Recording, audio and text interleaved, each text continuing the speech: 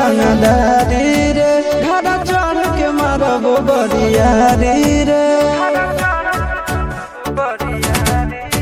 छूट जी तो कैल रंगदारी रे घर चढ़ के मारब बरियारी रे तोरा बाप के न तोरा दादा के चिन्ह बहु बेटा सब गोली मारबौ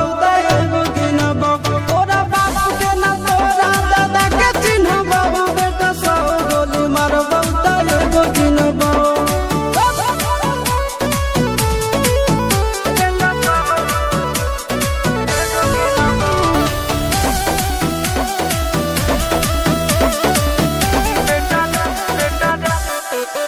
बेटा रे काटा से ठोक देबौ चिमनी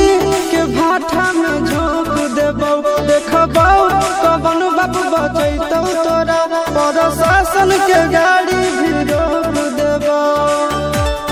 बेटा जी सुनो बेटा रे काटा से ठोक देबौ चिमनी के भाटा में झोंक देबौ देखबौ कवन बाप बचैतौ तोरा प्रशासन के गाड़ी भी रोक देबौ तोरा जैसन के हम खड़े खड़े गिनबौ बेटा सब गोली मारबौ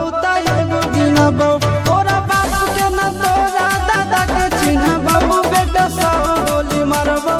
एगो गिनबौ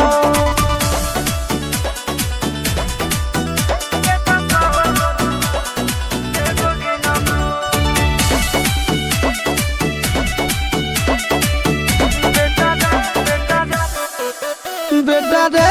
दौड़ा के बाजार में मारबौ गोली तोर कपार में रंगदारी जे करम भी बिहार में गड़ देबौ गंगा जी किनार में इतना मार पड़तो ना बेटा बेटा रे दौड़ा के बाजार में मारबौ गोली तोर कपार में रंगदारी जे करम भी बिहार में गड़ देबौ गंगा जी किनार में कहो चिंटू आशीष के कारण सुनबौ बेटा सब गोली मारबौ एगो गिनबौ तोरा बाप के न तोरा दादा के चिन्हबौ बेटा सब गोली मारबौ एगो गिनबौ मारत मारत पिछुआरा लाल कर दे बेटा ध्यान से बाप इधर है।